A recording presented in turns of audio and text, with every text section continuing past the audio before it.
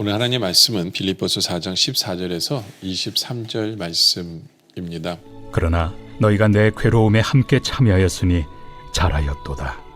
빌립보 사람들아, 너희도 알거니와 복음의 시초에 내가 마게도냐를 떠날 때 주고받는 내일에 참여한 교회가 너희 외에 아무도 없었느니라. 데살로니가에 있을 때에도 너희가 한 번뿐 아니라 두 번이나 나의 쓸 것을 보내었도다. 내가 선물을 구함이 아니요 오직 너희에게 유익하도록 풍성한 열매를 구함이라. 내게는 모든 것이 있고 또 풍부한지라. 에바브로디도 편에 너희가 준 것을 받음으로 내가 풍족하니 이는 받으실 만한 향기로운 제물이요 하나님을 기쁘시게 한 것이라. 나의 하나님이 그리스도 예수 안에서 영광 가운데 그 풍성한 대로 너희 모든 쓸 것을 채우시리라. 하나님 곧 우리 아버지께 세세 무궁하도록 영광을 돌릴지어다. 아멘. 그리스도 예수 안에 있는 성도에게 각각 문안하라. 나와 함께 있는 형제들이 너희에게 문안하고 모든 성도들이 너희에게 문안하되 특히 가이사의 집 사람들 중 몇이니라. 주 예수 그리스도의 은혜가 너희 심령에 있을지어다. 14절에 보면 그러나 너희가 내 괴로움에 함께 참여하였으니 잘하였도다. 오늘 말씀은 어떤 공동체가 칭찬받는 공동체일까라는 것을 우리가 생각해 보기를 원합니다. 우리 모두가 우리 영락교회가 칭찬받는 공동체이기를 원합니다. 그러기 위해서는 우리가 오늘 이 말씀에 귀를 기울여야 되는데 14절에 보면 그러나 너희가 내 괴로움에 함께 참여하였으니, 그렇죠? 성도의 괴로움에 함께 참여하는 것이 칭찬받는 공동체다. 특히 주의 일을 하는 데 있어서는 그 일이 힘들어도 함께 참여하는 공동체가 되어야 칭찬받는 공동체가 된다라는 거죠. 여러분들 주의 일은 쉽지 않아요. 주께 봉사하는 것도 쉽지 않습니다. 복음을 전하는 것 더 쉽지 않아요. 그런 쉽지 않은 것, 그런 괴로움에 우리가 너는 네가 해, 나는 안 할 거야, 이게 아니라 함께 참여하려고 하는 그런 공동체가 되기를 원합니다. 그리고 그러기 위해서는 15절에 보면 빌립보 사람들아 너희도 알거니와 복음의 시초에 내가 마게도냐를 떠날 때 주고받는 내 일에 참여한 교회가 너희 외에 아무도 없다. 사도 바울이 이렇게 시작하죠. 너희도 알거니와. 그렇죠? 사도 바울의 사역을 빌립보 교회는 알았어요. 알았던 거예요. 그러니까 아니까 괴로움에 참여할 수 있었던 거죠. 그러니까 이 칭찬받는 공동체는요, 상대방에 대해서 관심을 갖는 거예요. 상대방의 사역을 알려고 하는 거죠. 무관심이 아니에요. 무관심이 아니에요. 알아야 어떻게 괴로움에 참여할 수 있잖아요.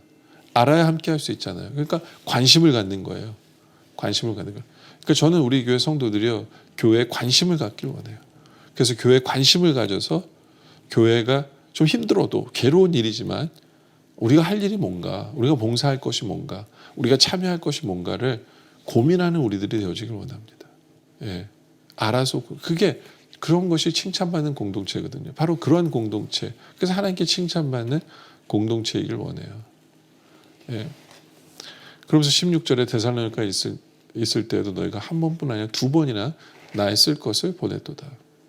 우리가 그런 공동체이길 원해요. 서로를 알기 때문에 상대방의 필요를 채워줄 수 있는 공동체. 나만 잘 먹고 잘 사는 게 아니라 상대방의 필요를 뭐 물질뿐만 아니라 뭐 정신적이라든가 어떠한 위로라든가 이렇게 상대방의 필요를 채워줄 줄 아는 그러한 공동체가 칭찬받는 공동체다. 바로 이것이 우리 교회의 모습이길 원합니다. 칭찬받는 공동체. 상대방의 괴로움에도 참여하고 상대방의 필요를 알아서 상대방의 필요를 채워줄 줄 아는 그러한 공동체.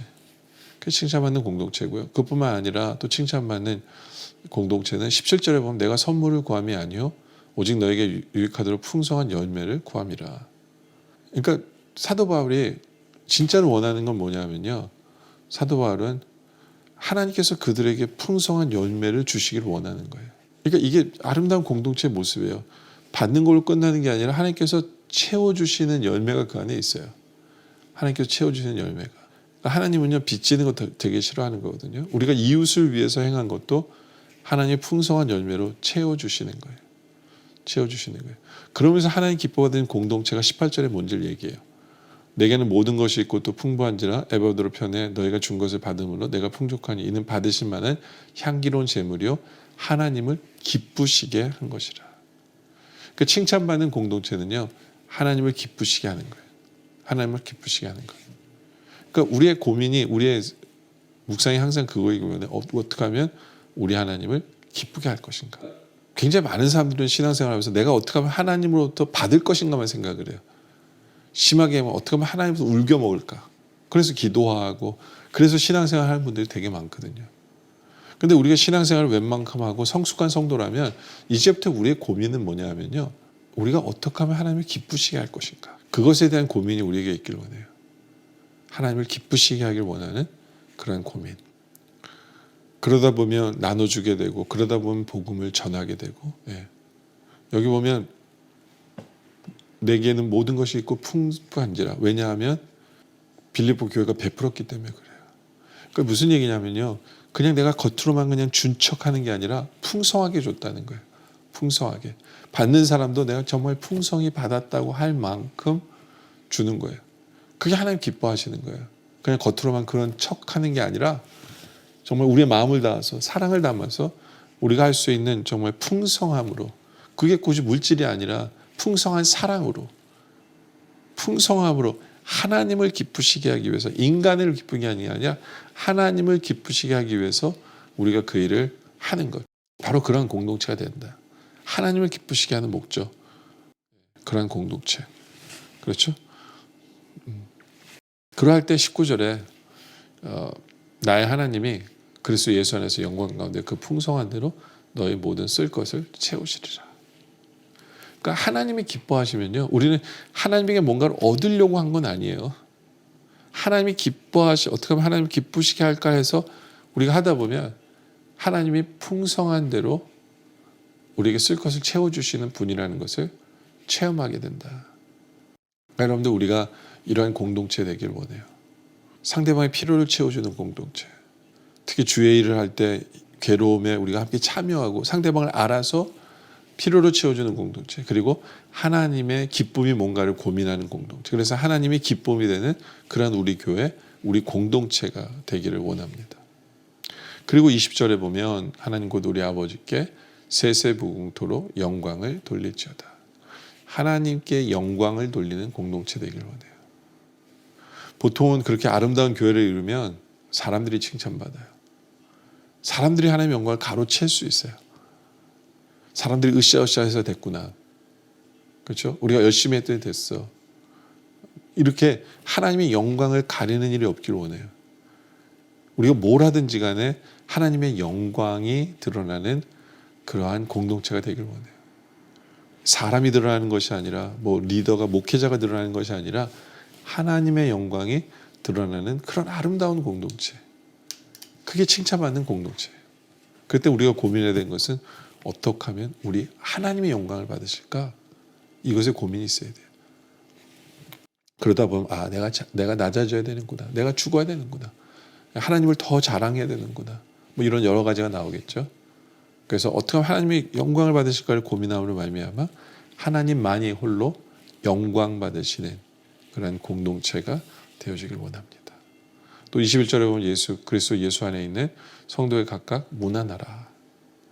나와 함께 있는 형제들이 너에게 문안하고, 22절에 모든 성도들이 너에게 문안하되 특히 가이사의 집 사람들 중 몇이니라. 이게 무슨 얘기예요?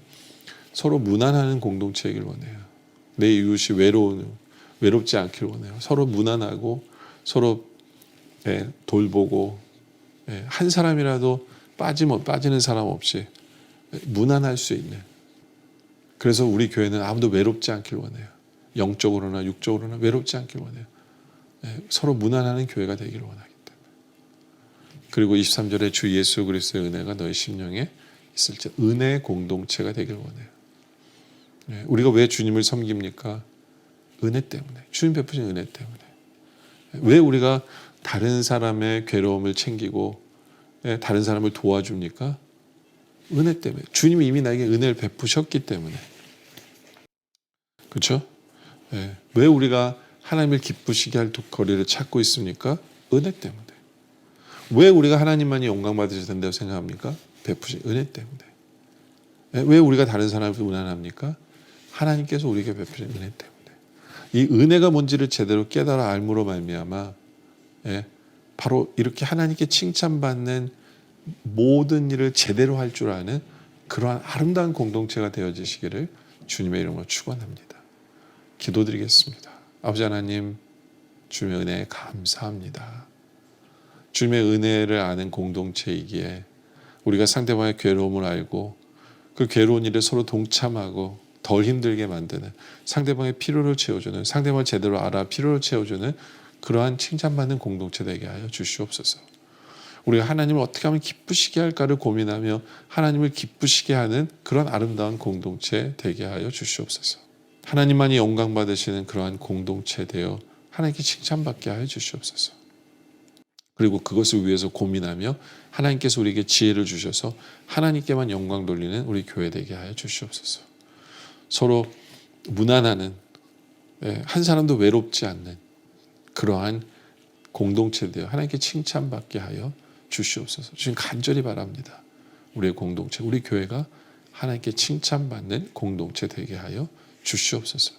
오늘 말씀에 감사드립니다. 계속된 기도 속에 함께하여 주시옵소서. 예수님의 이름으로 기도드립니다. 아멘.